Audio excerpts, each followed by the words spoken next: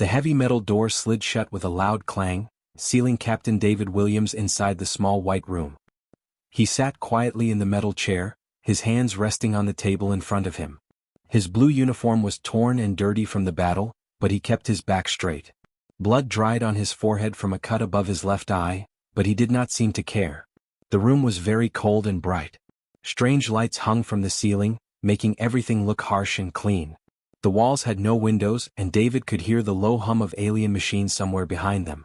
He had been in this room for 3 hours now, but he did not look scared or worried. Instead, he looked around with interest like he was trying to learn something. The door opened again and something very tall walked in. Commander Thex was twice as tall as David, with gray skin that looked like stone.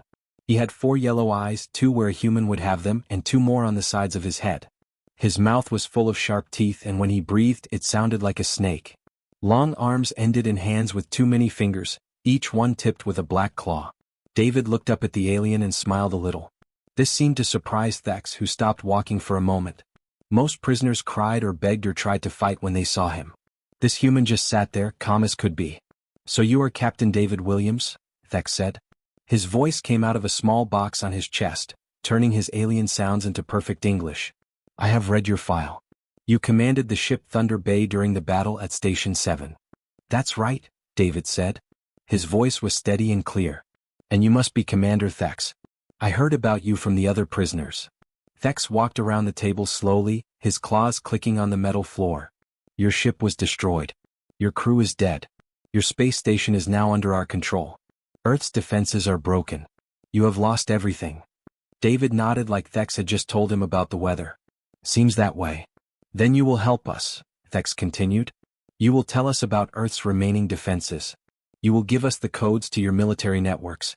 You will help us end this war quickly and fewer of your people will die." The alien commander expected David to think about this offer. Maybe the human would cry or get angry or try to make a deal. Instead, David just looked at him with those calm blue eyes and shook his head slowly. "I don't think so," David said. Thex felt a strange feeling in his chest. Confusion maybe. In all his years as an interrogator, prisoners always reacted with fear or anger or desperation. They begged for their lives or threatened revenge or tried to bargain. This human just sat there like he was having tea with a friend. "Perhaps you do not understand," Thex said, leaning over the table. His 4 eyes focused on David's face, and his sharp teeth showed in what his species used as a threat display. "We have won. Your military is defeated. Your planet is defenseless. Cooperation will earn you better treatment. Resistance will bring only pain." David leaned back in his chair and actually laughed. Not a crazy laugh or a scared laugh, but the kind of laugh someone makes when they hear a good joke. "Commander, I think you're the one who doesn't understand." "Explain." "You cannot defeat the humans." The words hung in the air between them. Thex stared at David, waiting for him to say something else, to explain that he was joking or lying or trying some trick. But David just sat there, still smiling that little smile, looking perfectly serious. "Your confidence is misplaced," Thex said finally. "I have seen your military records. Your ships are slower than ours. Your weapons are weaker. Your armor is thinner. In every way that matters, we are superior." "Maybe," David said. "But you're thinking about this all wrong." Thex walked to the other side of the room and back, his tail swishing behind him. He had interrogated hundreds of prisoners from dozens of species across the galaxy. Proud warriors, clever spies, desperate civilians, they all broke eventually. They all accepted reality and gave him what he needed. But this human seemed to live in a different reality altogether. "How am I thinking about this wrong?" Thex asked. "You think this is about ships and weapons and who has the bigger army?" David said. "You think war is about technology and tactics and being superior. That's how your people fight, isn't it? Honor duels between matched fleets, following rules, keeping things civilized." Thex nodded slowly. "War should be conducted with honor." "That's your first mistake," David said, and for the first time, his smile disappeared. "When humans go to war, Commander, we don't fight with honor. We fight to win. And when we fight to win, we become something you've never seen before." The alien commander felt that strange feeling in his chest again, stronger now. For just a moment, looking into David's eyes, he felt something he had never experienced in battle. He felt afraid. Commander Thex sat down across from David, his 4 eyes studying the human carefully. The feeling of fear had passed, but something about this prisoner still bothered him. Most creatures, when faced with overwhelming force, accepted their defeat. This human acted like he knew something Thex did not. You speak of fighting to win as if it means something special, Thex said. All species fight to win. It is the nature of war. David shook his head. No, Commander. Most species fight until they decide the cost is too high. Then they surrender or retreat or make peace. Humans are different. How different can you be? Thex asked. You breathe air, you bleed when cut, you die when killed. You are made of the same basic materials as every other species we have conquered. Let me tell you a story, David said, settling back in his chair. A long time ago there was a place called Stalingrad. It was just a city, nothing special about it really. But two great armies met there to fight. Thex activated his recording device. Perhaps this human would reveal useful intelligence while telling his tales. One army was much stronger, David continued.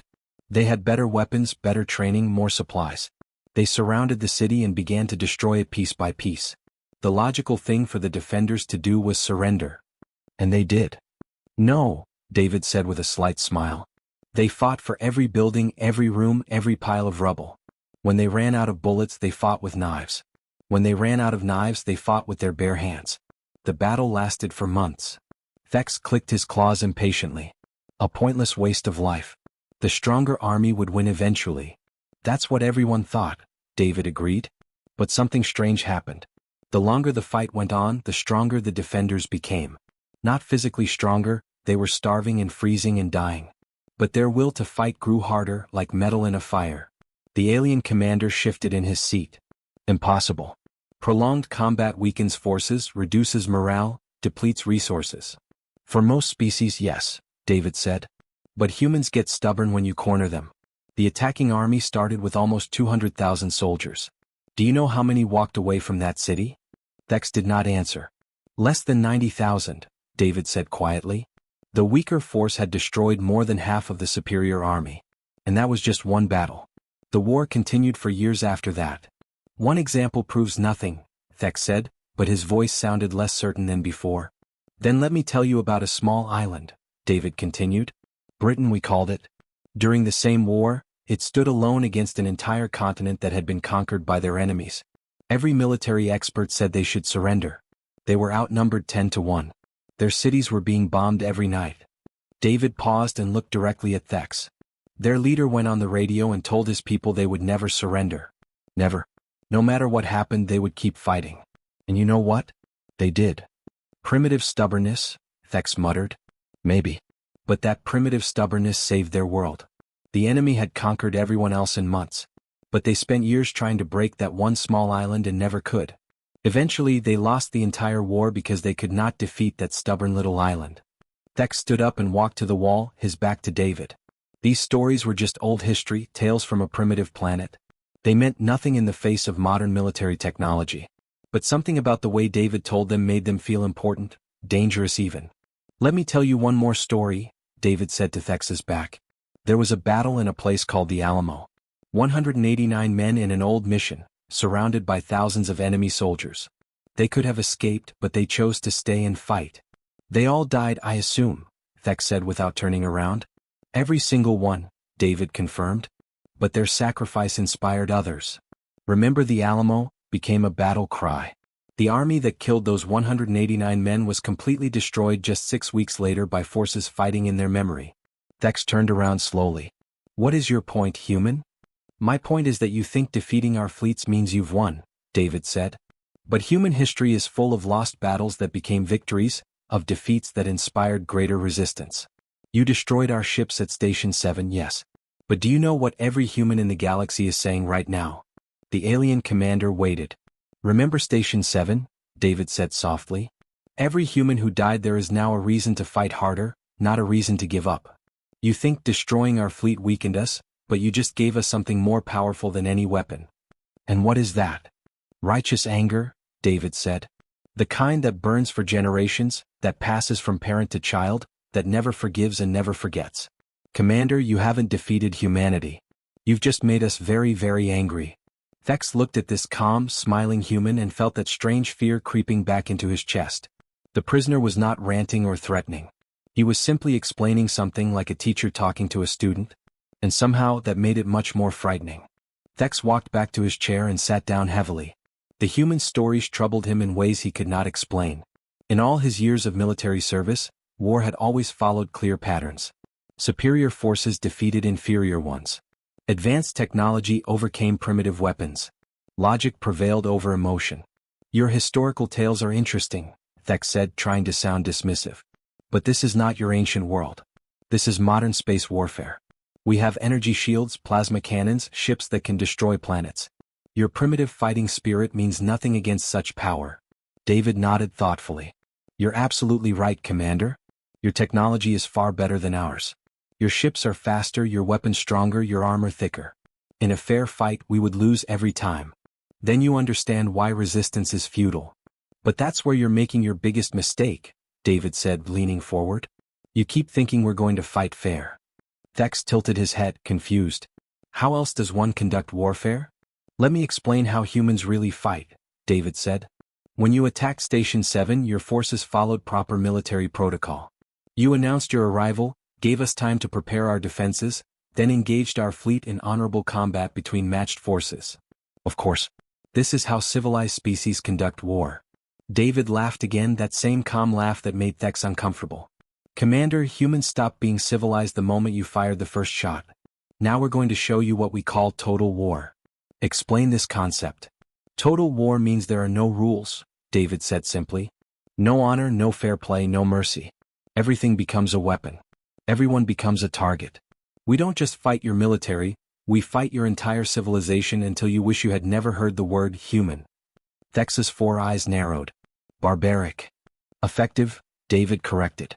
While you were destroying our pretty ships in that nice, clean battle, do you know what else was happening? The alien commander waited. Our engineers were inside the wreckage studying your technology. Our scientists were analyzing the energy signatures of your weapons. Our spies were recording your communications frequencies. Every shot you fired taught us something new about how to kill you. David stood up and walked to the wall, pressing his hand against the metal. This ship, for example. I've been listening to the sounds it makes for hours. I know the rhythm of your engines now, the frequency of your power systems. If I ever get near one of your ships again, I'll know exactly where to hit it to cause maximum damage. Impossible. Our technology is far beyond your understanding. Is it? David asked. Commander, humans have a talent. We take things apart and put them back together in ways their creators never imagined. We look at a tool and see 10 different weapons.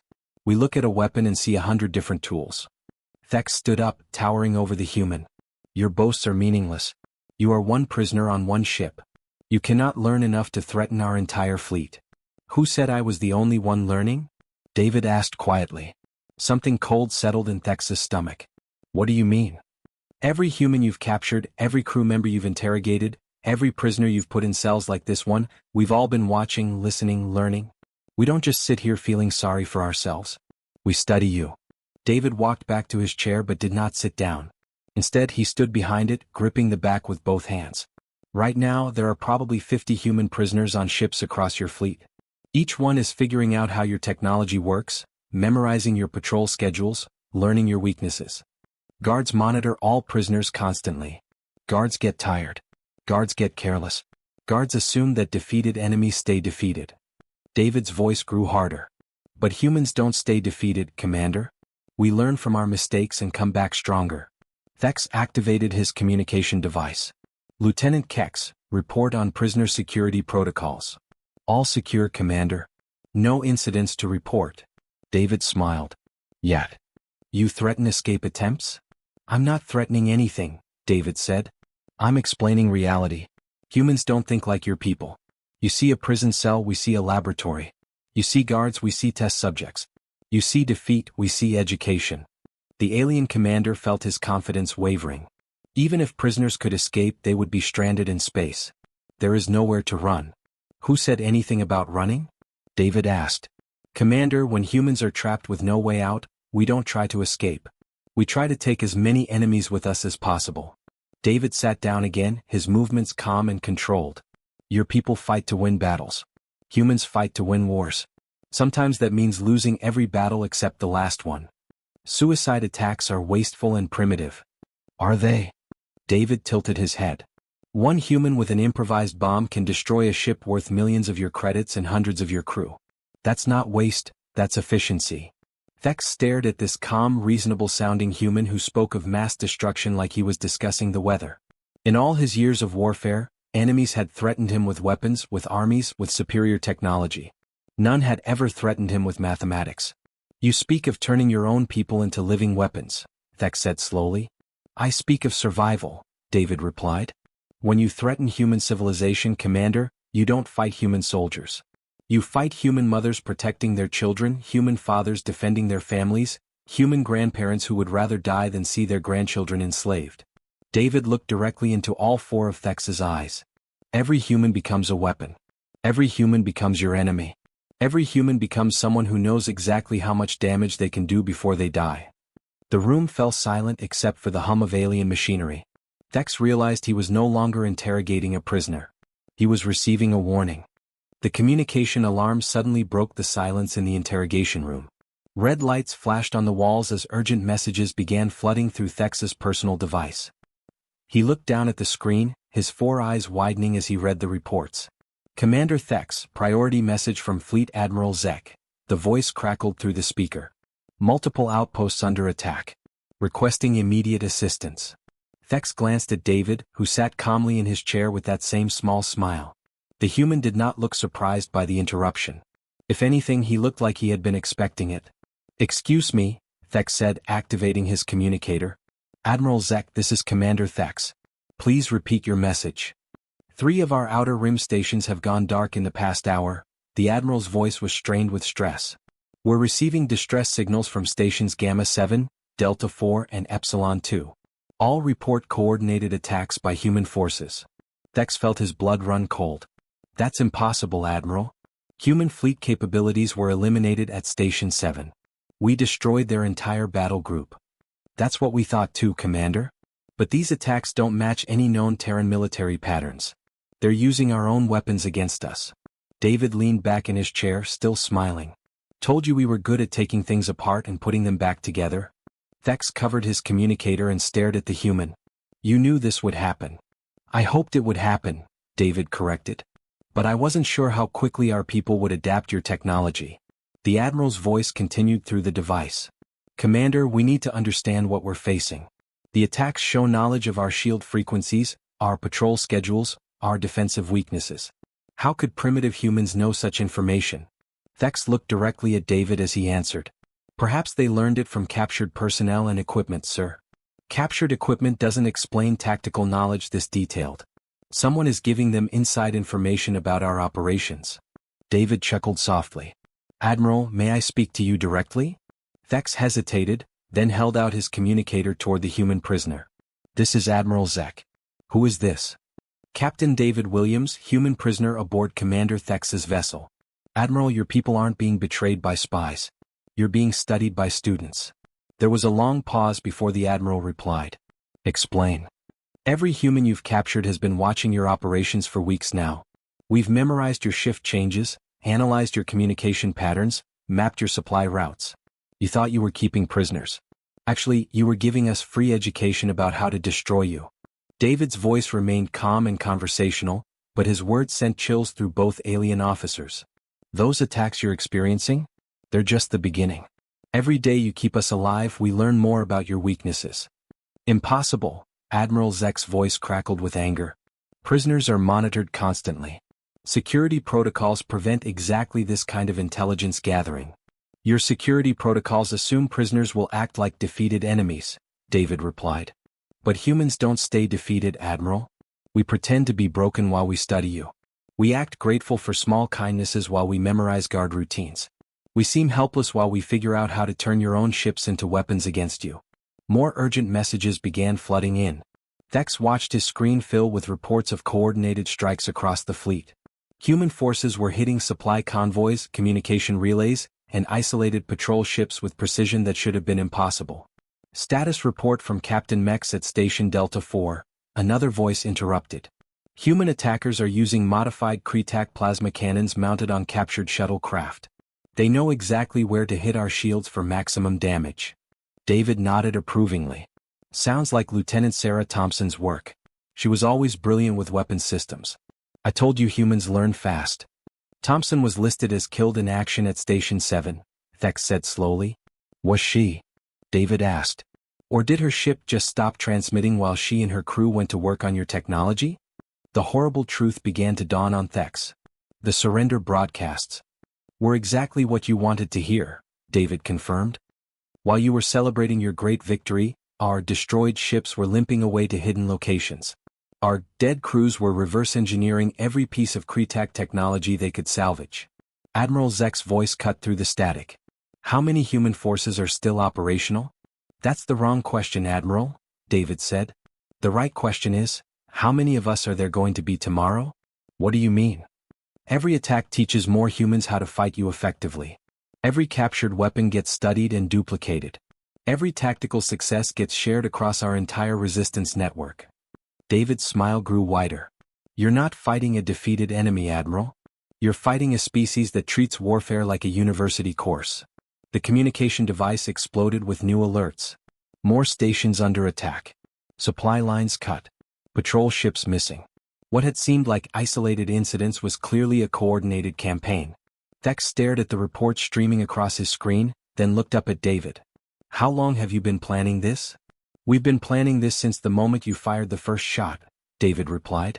Commander, did you really think humans would just accept defeat and go quietly into slavery?